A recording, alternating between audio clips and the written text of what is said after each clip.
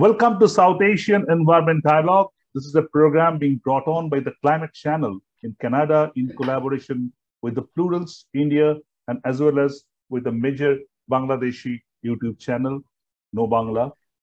In this program, we discuss issues on environment and climate change and related developmental sector as happening in South Asia. We know that South Asia is an important cog in the wheel globally, and there are a lot of environmental and climate issues there. And many of the issues are common, but hardly we get an opportunity in South Asia to talk the issues together. There are geopolitical issues, there are other issues which prevent us. So this is the platform which give you the kind of power to discuss all these issues together. And today we are going to discuss a very important issue, the arsenic pollution, the cause of arsenic pollution in South Asia. And I was looking at the figure. And as per the figure available in public domain, I find that the total number of people right now globally being exposed to the risk of arsenic pollution is 500 million. And when you take India, Bangladesh, and Pakistan together, the number goes beyond 300 million. Number almost similar to the population of the United States. In contrast, till when you start this shoot, globally, the number of COVID is around 433 million. And the numbers in India, Bangladesh, and Pakistan is almost one-tenth or likewise of that. I'm not saying that we shouldn't give importance on COVID. It's an extremely important public health issue, and we have to give utmost importance that we are giving right now. But the moot question is, are we discussing arsenic enough? Despite this huge number of people at peril, are we discussing enough? That's the whole question. So we are going to discuss all these issues today, and I have an extremely, I think, wonderful panel to discuss that. Let me introduce the panel to all of you, then we'll start the ball rolling. I have with me Professor Abhijit Mukherjee. Hello. Professor Mukherjee is a professor of hydrogeology in IIT Kharagpur, one of the frontline scientists in hydrogeology right now, not only in India, I think globally, has many feathers. If I start talking about that, the time will run out. Welcome, Abhijit, to the show. Hello. It's always a pleasure to have you. Thank you so much. I have with me, very fortunate to have Professor Prasun Bhattacharya. Professor Bhattacharya is a professor in KTH, Royal Institute of Technology, Sweden. And again, somebody, I think, who is considered a pioneer in arsenic research. I think right now, and UNICEF on a very important program. We'll hear all about that. Welcome, Professor Bhattacharya, to the show. Thank you very much, Jayanta. Absolute pleasure. We are with me, Dr. Asif Javed. Dr. Asif Javed, I had the opportunity of hosting him before. Dr. Javed is one of the frontline environmental and arsenic expert from Pakistan, being part of many important committees. Welcome, Professor Javed, to the show. Thank you, Jayanta. Great. Nice to see you again. Absolutely. I have with me Professor Ashok Ghosh. Professor Ghosh is the chairman of Bihar Pollution Control Board, but very unique in the sense, apart from kind of occupying a constitutional post, he's also a very eminent academic. He's the director of a premier institute working on arsenic and cancer. I think Mahavir Institute. So welcome, Dr. Ghosh, to the show. It's wonderful to have you again back. Thank you, Jayanta. Thank you. And I have with me Dr. Kritthiga Shridhar. Dr. Kritthiga Shridhar, again, is a public health expert. She's from the Public Health Foundation of India, working on arsenic.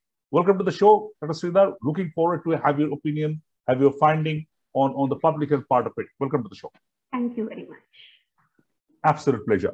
So let me start with Abhijit.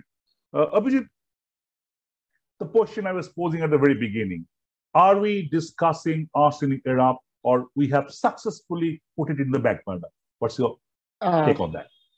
That's a very pertinent question, Jayanta. To my understanding, the focus from arsenic has moved away.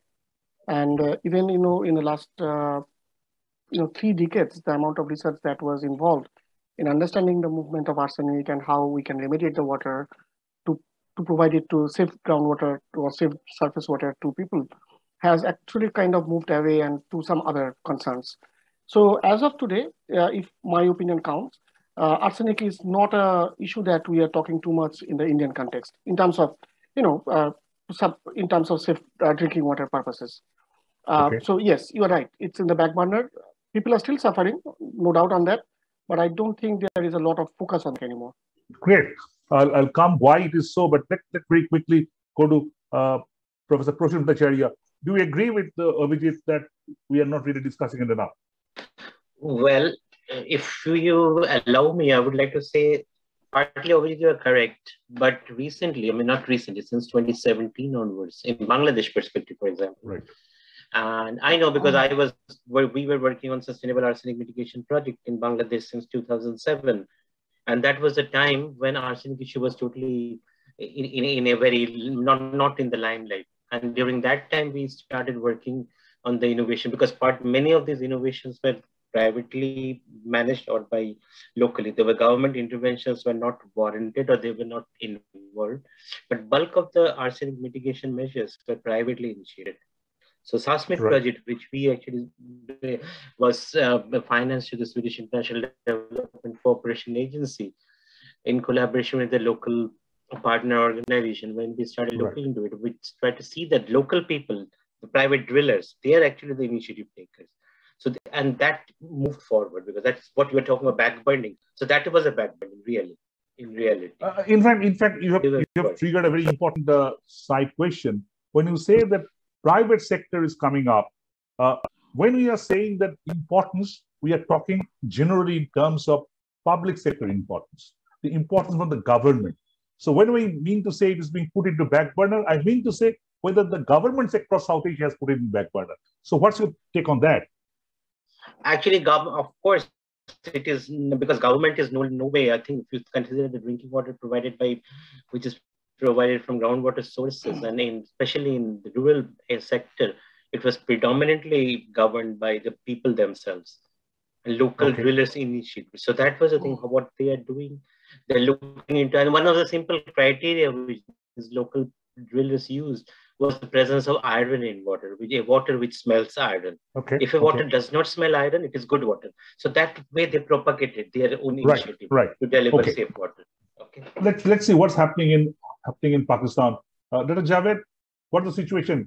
Your government, how much they're keen on arsenic, or they're put in the back burner as is happening in India?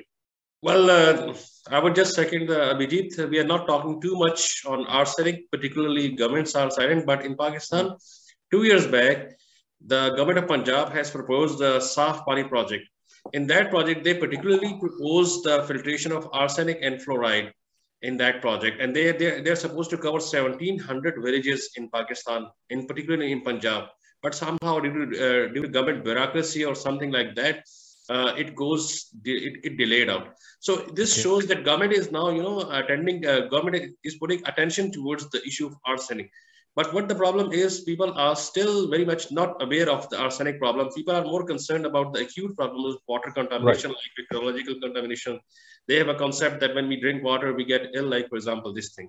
But arsenic is, arsenic awareness along the government lines and on the public side, that's on increase, particularly. And it was first reported in 2007 when my supervisor, Dr. Abda Farooqi, had detailed research on that. So that was. Okay. Let's very quickly go to Dr. Ghosh. Dr. Ghosh, I think if my memory serves me right, in 1980, in West Bengal, India, first the arsenic problem was being started to be discussed, and then it's all over. 40 years has gone. So now is the time to put it in the back burner. You are in a very unique position of being a scientist and also a public policy part. So what's your take? Yeah, you're right. I am seeing the problem from two perspectives, as a policymaker, also as a scientist. If you talk about scientific community of India or Bihar, the things are going good because more and more people are coming in arsenic research. When I started working on arsenic in India, in Bihar particularly, very few people in 2002-03, they worked on arsenic. But as of today, there are many groups, scientific groups working on this issue. And good publications are coming out of different labs, not only one lab or two labs, but many labs are publishing good articles. But if you ask me from policymaker side, I'm a part of government also, priority is not arsenic mitigation. The priority is to supply the water. Quantity is more important. There's a very ambitious plan of government of Bihar, Har Ghar Nal Yojana. Right. That is piped water in every home. But in that policy, the first priority is that water has to, not water exactly, but the water channels should reach the home. After that, they see whether the water is there or not. Right. And third priority is there, what about the quality? So quality is back burner. It's not very important. Every government official is in hurry to take the steps so that the piped water goes to the home. So what is the quality of the water? Nobody bothers. No, nobody bothers. Or it comes, after third priority, not the first priority. So that way something is missing, and the problem is not being resolved even after this much of time. Thank you, being extremely candid. Being a government official, you are extremely candid. Dr. Shridhar, you have heard the opinion of most of the experts who've been working. I understand that you have started working on arsenic some time back. Health perspective, what do you feel? What is the situation right now? I understand you work mainly in India. So what is the situation in India on arsenic impact on public health, broadly? Sure. Thank you very much for this. So basically, when we talk about toxicity, especially when we talk about toxicity of a chemical toxin per se, so we have two aspects to consider there. So one, how is the toxicity, the prevalence, and what amount of population affected because of the toxicity, because we have certain guidelines there. So we now know that it is 10 micrograms per liter, which is the WHO guidelines, and anyone living above it and drinking, consuming above it is exposed. That is one way of looking into the toxicity in the public health aspects, which we have the numbers. The other way of looking into it in terms of public health is what is the magnitude of this effect on the health outcomes. Okay, we have to quantify somewhere in terms of if people, so many people are living exposed to high concentrations of arsenic, what is the effect on them? That is somewhere which is where we are missing out. So we have to quantify that data precisely, like we are able to quantify it for air pollution, we are able to quantify it for household air pollution, and we are able to quantify it for certain toxins like lead, but we are not able to quantify it for arsenic. So that is where we have to really concentrate on in terms of the public health aspect. Yes. Great. I think you are saying that the way we have been doing it for air pollution and other things, we are not really able to do for arsenic, the quantification of it, exactly the exposure level, and there. I think Dr. Ghosh has been also talking about or working on it for a long time. So I'll come back to him, but let's go back to Abhijit. Abhijit, before we get into the nitty-gritty of how government should respond, let's very quickly know what is the situation out. So what's the situation in India right now on arsenic? So in India, like about, to our estimate, about 20 to 25% of the land coverage, continental parts of India, are polluted by arsenic in the groundwater. And so if you count for the number of people who might be at rate, which will count, somewhere between 200 to 250 million. Okay, I'm not saying they are all affected, but they are under threat, exposed. Right. So if you take that number, that's a huge number, almost a population of any, medium-sized country, I suppose. So if you look at that, there are three distinct regions where the arsenic poisoning is prominent. One is the northern states, what we call the Gangetic, the Gangetic or Indo-Gangetic Brahmaputra plain, which starts from from Punjab, Haryana, then moves from Uttar Pradesh, eastern Uttar Pradesh, parts of Bihar, much of Bihar actually, and then all of southern parts of Bengal. And then moving to the northeast, you have Assam and many of the northeastern states, including Manipur and Meghalaya. Right. Similarly, there are certain areas in Gujarat and Maharashtra and Madhya Pradesh which are polluted. These are less highlighted, also in Chhattisgarh, but there is a distinct pattern and there is a distinct zone in which you can see that pollution. And thirdly, there is a part of southern India, mostly in Karnataka and parts of erstwhile Andhra Pradesh, which are also polluted, but that's a more closed-in cluster.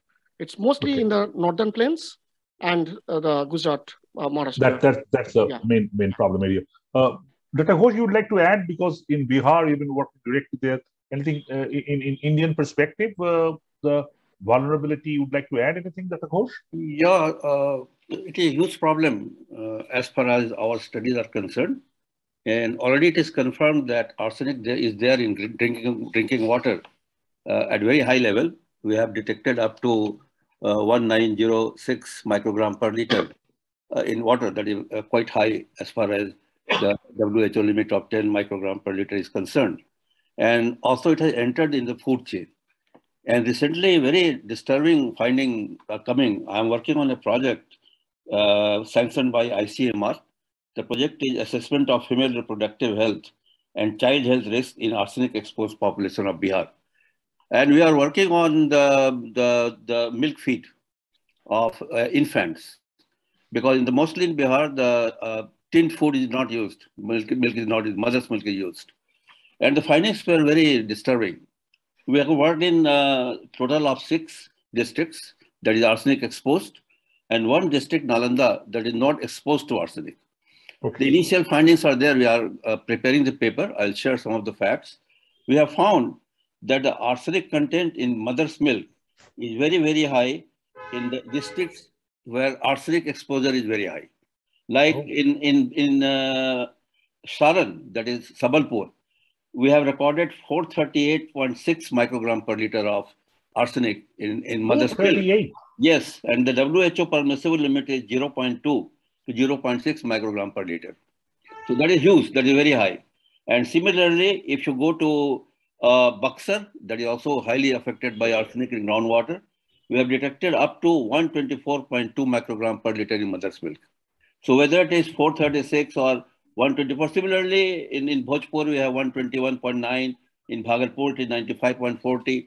That means the exposure to children is from 3 directions, not only from drinking water, but also through food chain and also through mother's milk. So that is going to multiply. I think it's an amazing piece of study and research, and thankful to Dr. Ghosh for kind of digging it out. Let's go to Professor Bhattacharya. Professor Bhattacharya, you've been working on a large macro scale. You've been working in various countries. You've been working particularly in Bangladesh a lot, as you were saying. What's your take? How big is the scenario? How bad is the scenario? Right now, we have heard that even the mother milk is not spared. The mother milk is not spared. A baby just being born, newborn, is being exposed to arsenic. That's something amazing. That is really incredible. I mean, exactly, because that's what I was really very shocked to hear about this. The concentration of arsenic in mother's milk, which is approximately 40 times higher than the minimum level of exposure. I mean, drinking water guideline from WHO. So, I mean, that is one very critical point. So now the question comes, is this population cohort where this mother's milk, are they really located in a region which is in an endemically high concentration? So do we have a proper mapping? So what exactly I was coming back to we are seeing the digital photographs. So what is essentially needed here is to have proper mapping in terms of digital data assembly.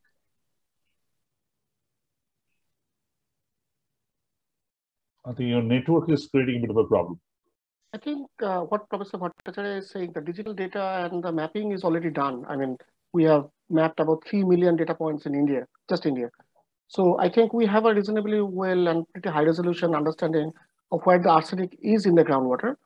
What is lacking is the health data. We don't have a very specific health data to link that. But right, the health data right now, Dr. Ghosh has said, is something amazing, that in the mother's milk, the value is so high, and I think the helpless infants have no option other to kind of consume that. So that's something I think. Let very quickly, as Professor Bhattacharya to join back, Asif Javed, Dr. Javed, what's the situation now? WHO has to find out a guideline for the mother's milk on arsenic. I don't think so, but let me explain something about Pakistan, the situation in Pakistan. Like, for example, we have 5 rivers: Chenab, Jhelum, Sutlej, Ravi. But we have found very high arsenic on the river floodplain of Ravi River, and people are directly exposed. And our second largest city, Lahore, is on Ravi River. So there are many, I cannot quote exactly the figure, how many people are exposed actually. But as Ashok has highlighted a very important issue, so my research was focused basically on arsenic uptake by the rice crop. So people are not directly, people are not only exposed by drinking the arsenic contaminated water, but people are also exposed through the eating rice that is irrigated by the arsenic contaminated water, particularly in soil of the Lahore, which soil has been irrigated by the arsenic contaminated water. So people are, children particularly, short-headed people, they are directly exposed to the arsenic, because you have seen in the villages, people and children are there playing in the barren fields. So they are directly exposed to arsenic by ingestion, something like that. And more importantly is that you may have observed that majority of the baby food is made up of arsenic. So if that baby food contains, for example, like 100 microgram per kg of arsenic, let's say for the sake of an argument, if they are made from the arsenic contaminated rice, for instance. So children, babies at very early age, they have a chances to expose to the arsenic directly. So these things needs to be highlighted. But more importantly is that it's not only we discuss about the contaminations and mapping, we need to discuss something about mitigation, about solutions, something like that. Because I personally believe we enter into the era of now solution. People are demanding solution. So all those things. So one of the very important method is, something blanket testing of water. Blanket testing means testing each and every well. So that normally in case of arsenic, you may observe that normally safe wells are lies in the walking distance, within the walking distance of unsafe well. So we can give an opportunity to people to extract water from the safer wells and don't use. So you are saying that this is more testing so that people know which wells are being contaminated and which are not. Exactly. So that's a very important indicator. But you have also mentioned about the baby food. Yes. And you have mentioned about the kind of the baby food and having some arsenic linkage. So something extremely important. If we can't save our next generation, we can't save this world. Let's go back to Professor Bhattacharya. Did you join? Have you joined back? Yeah, I'm just joined back. Yeah. It's okay. Yeah, I think this one is fine right now, I hope. Yes. So coming back, you were talking about scenario in Bangladesh and how bad and grave the situation is. I was trying to catch the string where Asif mentioned about blanket testing. And that is exactly right now what the government of Bangladesh project, which is a dedicated arsenic risk reduction project, which they are implementing right now, and where we are working with UNICEF, as UNICEF is providing the technical assistance to this program. So, I mean, that blanket testing is one of the important things. So we have 39 upazilas right now. We're exclusively working on measuring each and every well which are there. So when 2018 to the Arsenic Congress, when this idea came up, we're a bit doubtful. Why are we doing this? Is it really necessary? But now when the government is now looking into it, so there are good chances that we have a set of information from previous years. And now if we revisit those areas, and now we are doing it in a much more advanced manner, in a more digital platform. So that's one thing. So you have the data, the data quality assurance, quality assurance is one of the very important parameters to look into. So, and that's what we are getting into, where we will be working in this phase. Which you have started on 2018 on this project? 2018. We started in 2019, actually. So now it's 20. And Bangladesh, this arsenic risk reduction project, it started in 2021, actually, when this was started. So any initial data so far? Any trend analysis? Actually, we have a setup, because within the first phase of system strengthening project, we have actually installed our installations, and the government of Bangladesh, UNICEF has installed more than 1,500 wells in 3 targeted. So what's the data showing? And what we have done, we have provided capacity of monitoring to 15 monitoring wells and piezometer network for groundwater monitoring system. And that's what we have done. And then we have capacitized the local drillers, mapped the local drillers in those districts. No, I was just trying to understand that what the initial trend showing. Very interesting what you're saying, that about 1,000 plus well you have already started doing. So what's the initial data showing out of this 1,000 odd wells? Actually, if I go into more details about it, it is not only arsenic plus microbial safety. It is called Arsenic Safe Union project, which the DPHE and UNICEF, they are jointly implementing. And KTH, with our assessment in our baggage, we have embarked into the ASU, the Arsenic Safe Union project. Now it is called Arsenic ASU Plus. It's a new concept which we are implementing together with the government of Bangladesh. So ASU Plus has both the local drillers training and our, I'd say, geohydrological information systems plus, which is added with the socioeconomic data and the persons. All taken together. I'll come back to that because I was going through the document that you shared that where we're talking about the access of people to the safe water and that the private role of private. So there are a lot of questions when private comes into the picture. So what exactly, quote unquote, the private means out here is something to be understood. But let's first know because we're talking a lot about the health issue, let's go back to Dr. Shridhar. Dr. Shridhar, you have heard that even the baby are not spared. So where we are. That is very true. So what we have to date is that we have the toxicity data. We know these are associated with several outcomes, including from birth defects and pregnancy outcomes, and also cardiovascular, diabetes, cancer, skin problems, extensive gastrointestinal outcomes, etc. So one way of making it more impactful in terms of what it is that we should be able to attribute arsenic to these outcomes in a quantitative way. We do have data. We do have a couple of data from Bangladesh, and we also have it from the United States, where the National Research Council has quantified that 1 in 100 cancer deaths can be due to arsenic consumption through drinking water if it is more than 50 micrograms per liter, assuming that the person is intaking 1 liter of water, 1 to 2 liters of water every day. So this is a huge number. Micrograms per liter, assuming that the person is intaking 1 liter of water, 1 to 2 liters of water every day. So this is a huge number. Similarly, from Bangladesh, from the Heels cohort, we do have data from in a region where it is heavily affected by arsenic contamination. 20% of total deaths can be attributed to arsenic, which is again 20%. Which is again 1/5 of the total death in a heavily contaminated region. So which is again a huge number. So these are few indicators which is saying actually the arsenic problem is more than what we think of in terms of the health outcomes. But we need to really, really quantify it as we are quantifying it for other environmental exposures. I think a very important one you keep on saying about the need of quantification, but at the same time you're saying that in the highly infected area, about 20% deaths can be attributed to the kind of arsenic issue. So that's a huge number. And really that brings me to Abhijit. Abhijit, at the very beginning, I think more or less we have agreed that we are not really discussing enough the arsenic. We have successfully put it to the back burner. The election is going on in India in various states. Have you ever heard that somebody is talking about arsenic? Professor Ghosh is talking about that the baby are not spared. They are being consuming mother's milk with very high arsenic value. Asif was talking about how the baby food is contaminated with arsenic. And still we are talking about all other issues under the sun, but never ever the environmental issues in general and arsenic in particular. So, Abhijit, you said that, yes, you agree that it's been not discussed enough. What is the reason? Is it something that too big for the government to? No, I think I would not say that the government is not concerned, because I work with at least the government of West Bengal and government of India in various capacities.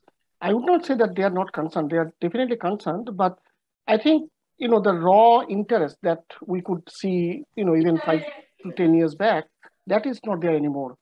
There are a couple of reasons for that. First reason that I can think of from an academic perspective is that, the research in arsenic, the scientific research, the processes, the physics and the chemistry, those are kind of done. I mean, there is not a lot that can be done into that. So most of the focus has now moved more toward the, the integration of the data and predictability of the data, and possibly the remediations, the remediation strategy. And we have recently also worked, we have a paper that should be coming out soon on the behavioral practices, how human interventions or policy interventions can influence the human behavior in terms of using or not using arsenic-prone groundwater. So the reason that it has gone a little bit to the back burner is because there is a change in the focus from academic research to more application of the research. And now that, at least in India, that there are these schemes, these Jojonas, as Professor Ghosh was saying, about Jal Jeevan Mission and these other missions, where the arsenic thesis is kind of bundled in. I mean, it's not standing alone, it is bundled in. So, the Jal Jeevan Mission, to my understanding, is providing safe drinking water to every household by 2024. So giving the drinking water is a much more bigger priority rather than being working on the yes and no, because like when you were talking about providing safe drinking water, so inherently that arsenic thing should be taken care of. And I'm sure like there are certain agencies who are working on it. I personally have a couple of projects from different government agencies which are kind of intended for arsenic related research. Right. So I would not say they are not funding, but the limelight as it was like earlier times, that is not. The focus has shifted. The focus has shifted. Yes. I think that is a very interesting point, and I like really first Dr. Ghosh and then Professor Bhattacharya to comment on that. I've seen the other side of it. There is a complaint. I won't say a complaint. Point being made by many scientists who are not in active arsenic research that the amount of funding that came into arsenic for various kinds of research is huge over the period. And perhaps this is what we are right now seeing is a kind of a backtracking of that. Have we achieved enough, the amount of funding being pumped into arsenic research maybe 10 years from now? Is that the reason, Dr. Ghosh? I don't know. Why it's being put into back burner? What I can pick up this. Ajay, sure. You go ahead and then I can pick up this thread here, because when we talk about arsenic, I mean, what we talk about today is actually safe water. Okay, so when we talk about water, we talk about both microbially and arsenic safe, and so we have to target both the things together. And now, when we talk in recent times, I mean, I think it is about 3 to 4. I mean, 1 or 2 years, we talk about comprehensive drinking water safety planning. Okay, which means we are not only targeting, because arsenic is one of the issue and fluoride is another issue, which is also in front of us. So we need to really tackle both the elements, and in many cases, both the elements are co-occurring. So which means that we do not only need to concentrate on arsenic, but also in the co-occurring solutes. Because Abhijit, we have been working together on diverse of such projects, like in Argentina, even in India. If you look into the Assam Brahmaputra Valley, we have co-occurring solutes, right? And then in Tanzania, for example, there we have the entire suite of chemicals, and then even in Gujarat, that in even Punjab state, which has some huge amount of contaminants in the water system. So we need to address that. We need to really look for citing the most appropriate aquifers, actually, in a way to target the problem or challenge. Thank you. Okay. Dr. Ghosh, your take on that why we are not really giving arsenic, despite these huge numbers on the table, why you are not giving importance to arsenic per se? There are 2 points that I would like to flag. One about the information that you provided in the beginning, that about 500 million persons are exposed to arsenic. And that's in public domain. That's in public domain. And COVID 430 million. But there is a difference between the two. The 500 million persons are exposed to arsenic. That information came in the span of 40 years. And that the second information that COVID affected 430 million, that came in 2 years. Right. So entire media and policy makers, they focused on COVID as much possible, but not on arsenic. Because arsenic is known as slow poison. And similarly, the information about arsenic is... So that's why we are not concerned about air pollution. That's why we are concerned about arsenic pollution. So that is one thing. That is one thing. Media is also, I will tell you that media is also responsible. The type of hype that was created for COVID is never created by arsenic. I agree. It is good that you are today highlighting it. But if you compare the COVID thing and arsenic thing, there's a huge difference as far as media coverage is concerned. And second is there that I'll take from the earlier speakers, that there is need for combing, comprehensive analysis of arsenic information. Well, as far as India, Pakistan, and Bangladesh is concerned, Lots of work has been already done about the presence of arsenic. The problem is not the area to know that where arsenic is, but the problem is that of mitigation. You'll be amazed to know that the area in which we reported arsenic way back in 2004 and 5, still if you go to the villages, people are drinking. They're consuming that water. Consuming that water. The reason is there that there is no very strategic solution or area-specific solution for arsenic mitigation. And there is no proper operation and maintenance mechanism. And that is why, from one side, it is not that the government is not taking any initiative. Government is spending money, putting structures. But on one hand, they are putting structure, other hand, it is becoming defunct. And the speed is almost equal. So today, after 20 years working in this field, I am standing at the same place where I was in 2004. Although in fact, very important, and I think I just would like to, I didn't have this question in my mind, but in the government on one side, putting structures, as you said, quoting you, also putting funding, funds, Professor Bhattacharya also said that, Abhijit said that. On the other side, there has been no control, virtually no control on the groundwater extraction. You have been extracting groundwater like anything. So this is a very, I don't know, this seems to be a very contradictory way of looking at things. Normally, we do know that in politics, right hand doesn't know what the left hand is doing, but it's an ideal example of that.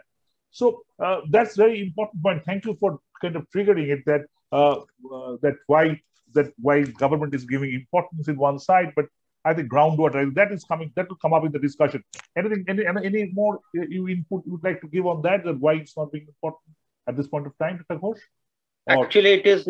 Can I just put on this point? Because that's exactly what we are working with government of Bangladesh right now. Because we have basically what we have done, we have tried to identify the gaps in the policy gap analysis, which was carried out. Until date, until 2018, even the latest Bangladesh Water Drinking Conference. Policy gap in the policy being analyzed. I think that's I'm coming to that. I'm coming to that. But let's very quickly know from Dr. Ghosh that Dr. Ghosh, anything more you would like to add to that, or we'll be coming to that policy gap part very quickly. We are having about 10 minutes time with us. So anything more you would like to add, or coming back to you then? Yeah, there is no dearth of policy. Yes. As far as India is concerned, policymakers, they have taken initiatives. In the long-term planning is over there, but the implementation part is weak. The implementation that's where the question is. That is the biggest gap. Always, India is a country with the best set of laws, best set of norms, and what's mode of implementation. We always know that. Let's go back to Dr. Shridhar. Dr. Shridhar, I was going to a document again in Bangladesh, which is saying that the contamination of groundwater by arsenic in Bangladesh is one of the largest poisoning in the history.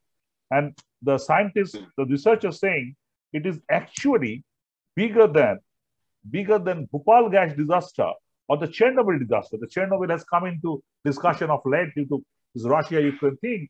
So this is a scientific paper. If I'm not wrong, somebody like Professor Pierce has written this paper, and he's saying that it is actually as big or bigger than Chernobyl or Bhopal.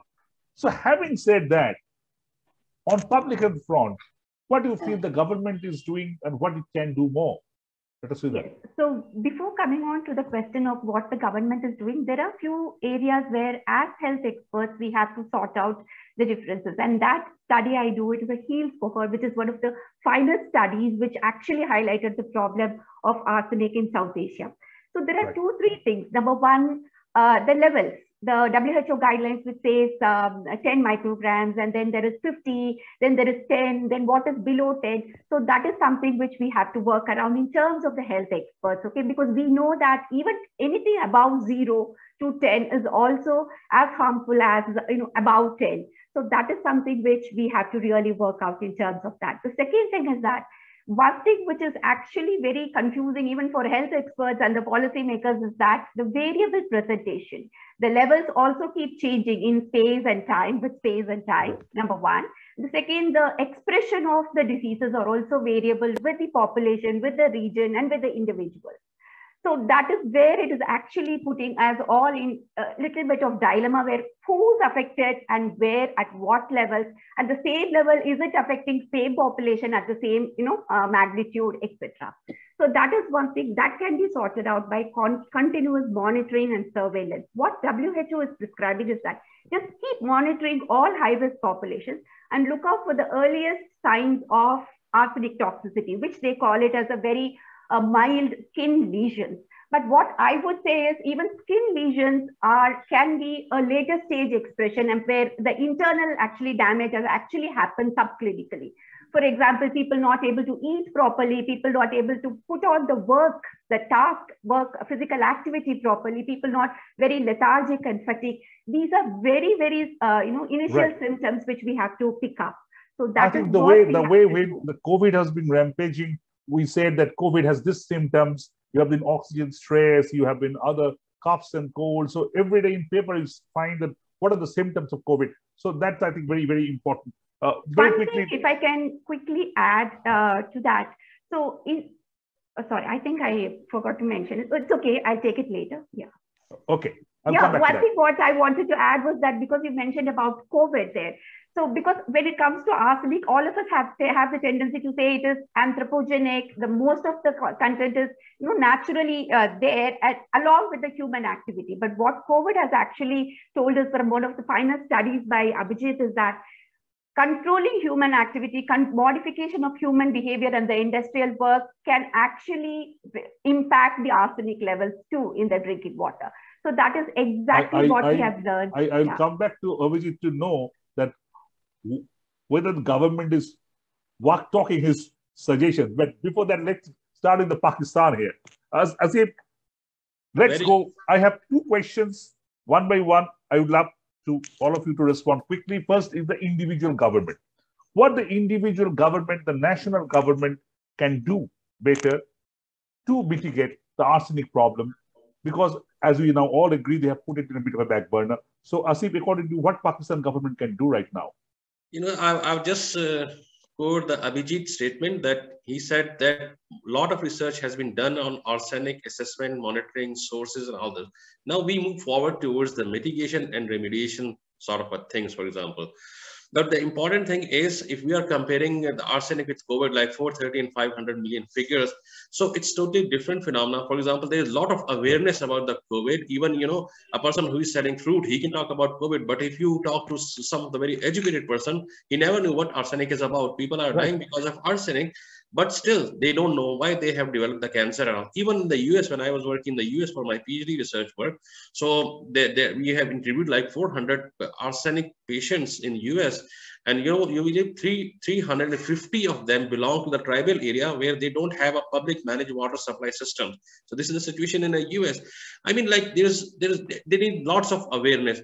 Government is basically concerned the way government has been translated by the scientists, by the experts to guide the government in a true direction so that they can put more and more resources in mitigation and in continuous monitoring, not only water bodies, not only soil, but also health of the people, the deposition of arsenic in their body and all those things, so that we can we can minimize the exposure. And and also, I think communication is the major issue. I think we have been faltering on that line. Abhijit, what the Indian government can do better, considering the scenario, considering the kind of high threat that we are, right? Considering the kind of research that you all people have done, the kind of your research, Dr. Ghosh has just revealed the phenomenal research on the kind of mother's milk. So, Abhijit, what you can see government can do right now, because government seems to have other priorities.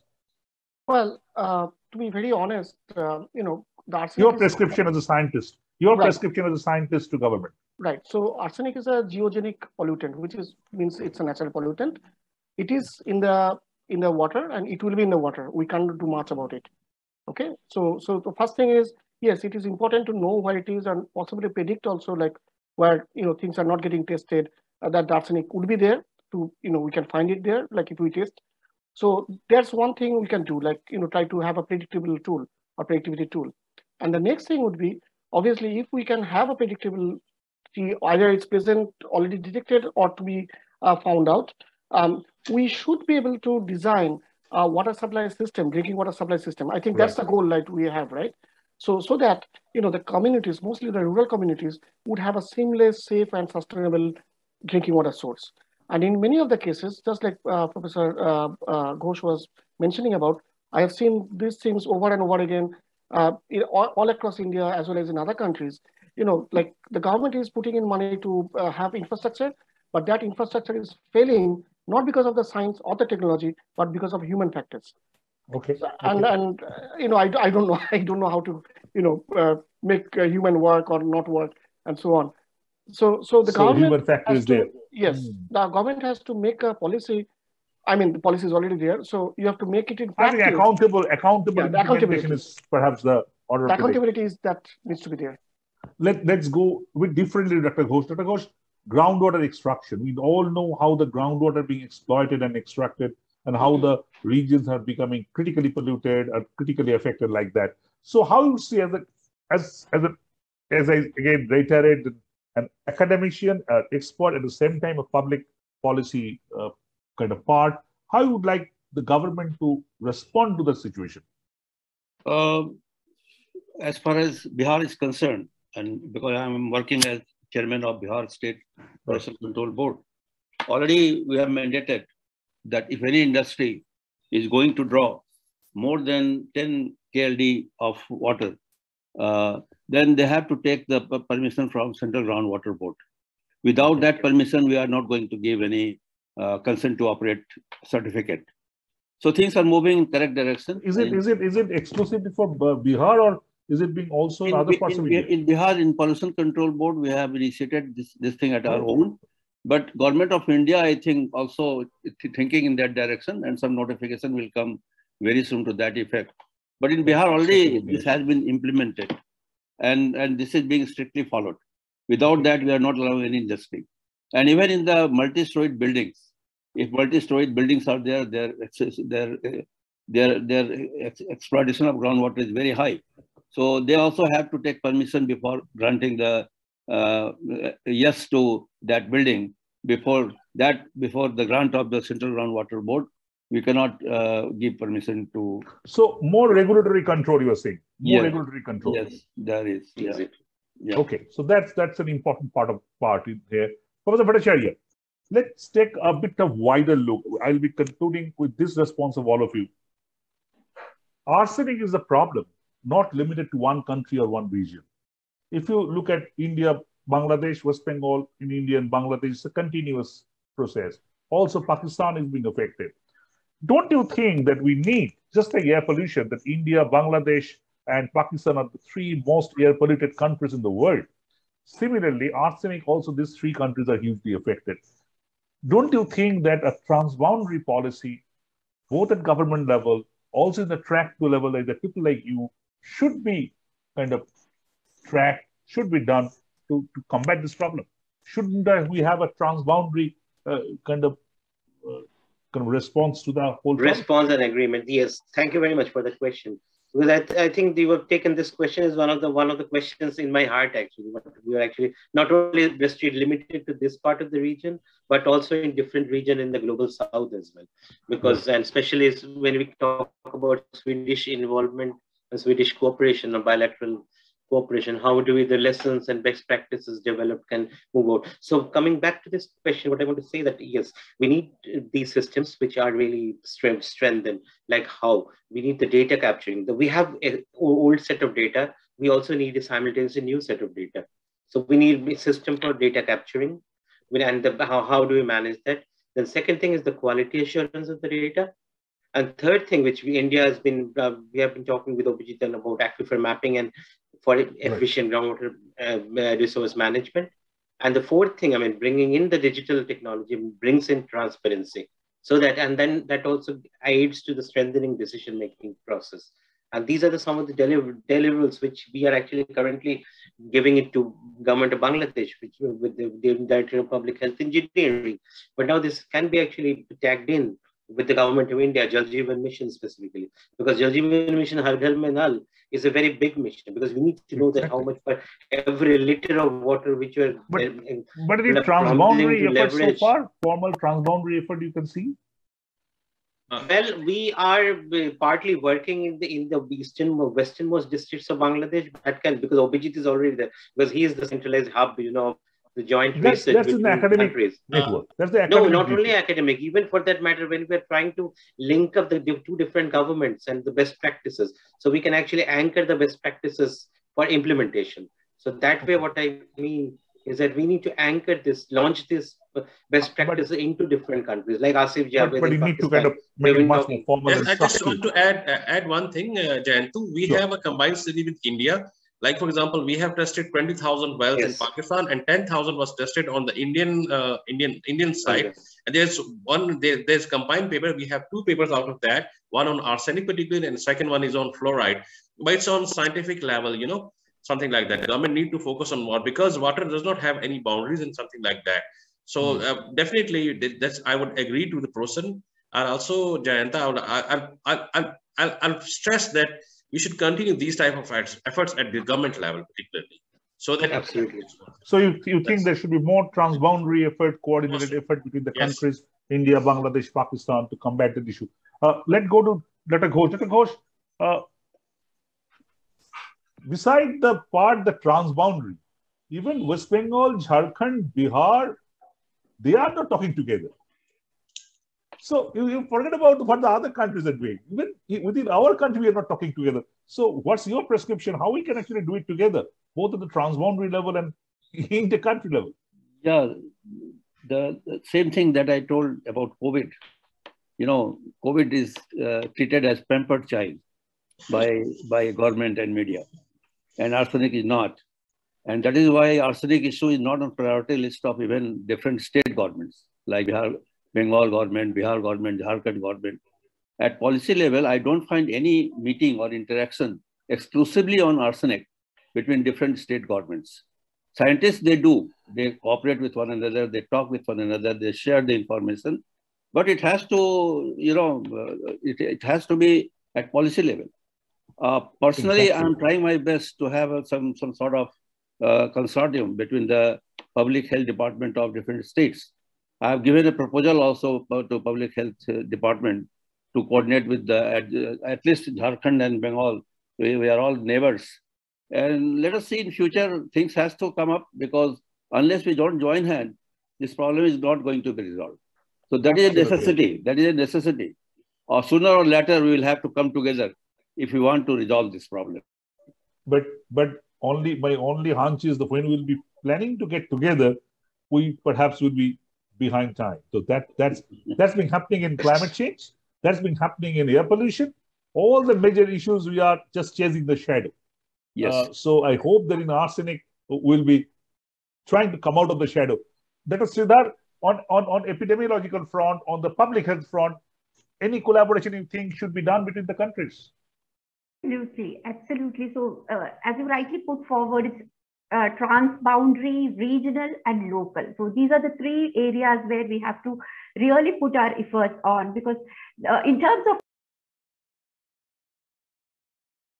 doing it across our regions and also across our local communities and then across the borders. Okay. Certainly. Great. Abhijit, finally conclude with you that a South Asian task force on arsenic, is it the kind of need of the day? Health. It can be very variable across the regions, across the local communities, across our local communities, and then across the border. Absolutely. So, like at least with Bangladesh, we have done, but maybe I think it's in a formative stage. I think, Abhijit, that the research is extremely important, but it can take you to a certain level. The next step is to handhold the research findings with the policymakers. For example, I was just loudly thinking, when in the climate change, they come up with something called SPM, a report for the policymakers, a summary report for policymakers. That report being IPCC shared with all the kind of policymakers across the world. Why can't the scientists come up with something of that nature, something for the policymakers, which they can consume and they can understand and they can work on? For climate change, you have a Nobel laureate agency like IPCC to back it up. For arsenic, it's more of an individual effort that we're all going through. Yeah. But you are right, like we need to have like a policy document and I think there are several policy documents. It's the leadership that is missing. maybe we have leadership in individual states or countries and so on, but universal leadership where we can take it forward to make it a global issue, that is kind of missing. I think perhaps we need to blow it up also from media. Yes. Professor Bhattacharya, you would like to say something? I was just trying to conclude with one point, that in Bangladesh, what we have actually delivered is an integrated protocol for our sustainable arsenic mitigation. Okay. Sustainable arsenic mitigation, and that's which is now being in considered. So one can actually go beyond on similar lines with different governments. So it's in process. So in next 1 or 2 years, effects will be seen. Keeping finger crossed. I think that's extremely, important discussion. I think we discussed, an extremely important issue. And to me, this whole requirement, what Dr. Ghosh and Abhijit and Professor Bhattacharya, everybody was pointing out, that we need to work at local level, that we may be working right now, but we need to expand it to the regional level and then to the transboundary level.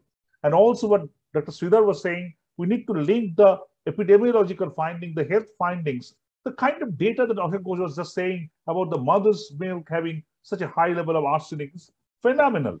I think I really don't know why it is not being blown up till now. I'm really, really keen. I'll be talking to you to blow it up as quickly as possible and as big as possible. So I think we media have a role to play. I think communication is a very important cog in the wheel. Unless the communication comes into the picture, in COVID, every day in the paper, you see so many affected, so many active cases, so many dead, and people are concerned, and also the government respond. They don't then, India government doesn't feel, oh, it's Pakistan, we will not be giving vaccines. No, they don't think like that because the concern is so high. So I think in arsenic, the challenge is to put forward the pitchfork that concern. Till now, we collectively have failed to do that. I think perhaps we need to start thinking of, told Abhijit, might be a task force, a South Asian collaboration on arsenic should be the order of the day.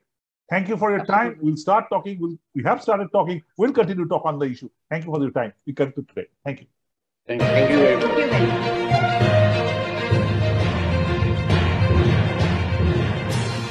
Birds are allowed to roam. I think Representative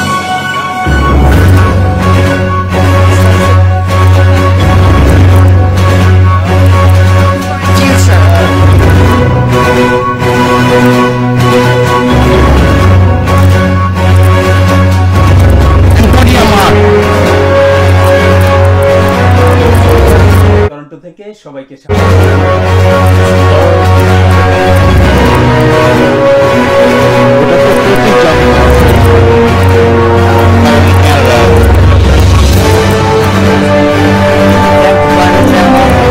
কবিতা পাঠ ডেকে ভালো লাগে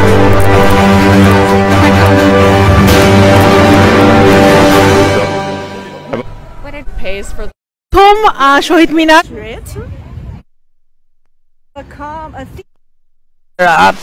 Bihar places to go in the city. I play hockey. Having a good. So what we choose to do is really going to